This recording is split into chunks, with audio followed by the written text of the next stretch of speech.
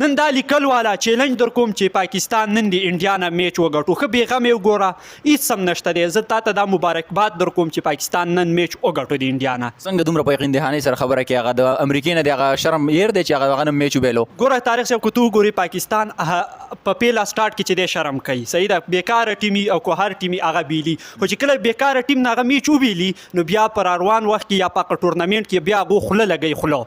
او دا ښه تاسو ته پته هم ده په نورو میچونو کې که تاسو وګورئ هغه چې پاکستان کله هم بېکاره ټیم نه میچ بیللی دی کو بیا اسټریلیایي کو انډیایي نو هغه بیا خوله لګوي تا ته د چیمپیون ټرافۍ ټیم معلوم وي انډیا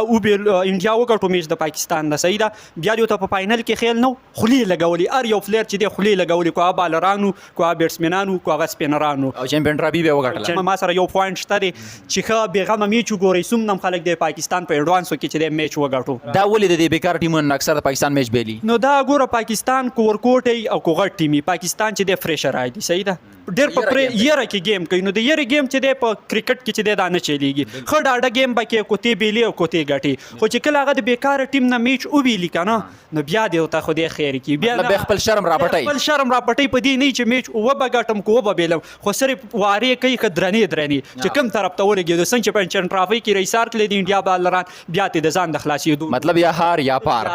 دغه دوه خبرې دي اورې هغوی به خپل شرم راپټوي نو په دې نه وي چې خو بس مې بیلو هسې به موزي خو دې نه ښه ده چې راشه کو چېرته کې وګټو نو شرم هم راپټ شي یو داسې شکست به یو بل ټیم له ورکړو که نه چې هغه د چا په یقین کې هم نه راځي نو بیا د دغې د وجې هغو داسې وارې کوي داسې بالونه وایي چې زه درته ویلی انډیا ټیم خو ډېر مضبوط ټیم دی ګورئ اوس نسبت د انډیا ټیم په هغه ټیم کې ډېر مضبوط و کو دغه بالران تو ګوري په هغه ټیم کې اوس هم شته دی خو هغسې مزې نشته څنګه چې په چیمپیون ټرافۍ کې د هغو ټیم و ډېر مضبوط ټیم و نو هغه له شکست ورکړو نو امید بېګال هم شته دی خو دی د باران نه کوي نو انشاءالله تعالی میچ به په خپل نوم کوو هلکه دې سړي چیلنج ورکو ستاسو خپله څه رایه ده چې آیا پاکستان کرکټ ټیم په واقعي د دغه شان چل کولی شي میچ ګټلی شي که نه هوپ فار د بیسټ وشز وذ پاکستان انشاءالله امید دی چې پاکستان کرکټ ټیم دغه میچ وګټي او د دې سړي چیلنج خراب نه شي ټول نه غټه خبره ده نه خرابېږي زما چیلنج انشاءالله تعالی بېګاله موږ میچ ګټو بېغمه بهرحال ستاسو خپل سره رایه ده چې آیا په واقعي د پاکستان کرکټ ټیم بېګاله دغه میچ ګټلی شي او که نه هغه سره هم کمنټ کې شامل کړي انشاءالله ملاویږي نو ویډیو کې تر هغه د ما مې طارق شاه ته او ما هیواد خان له راکړې اجازت د الله په امان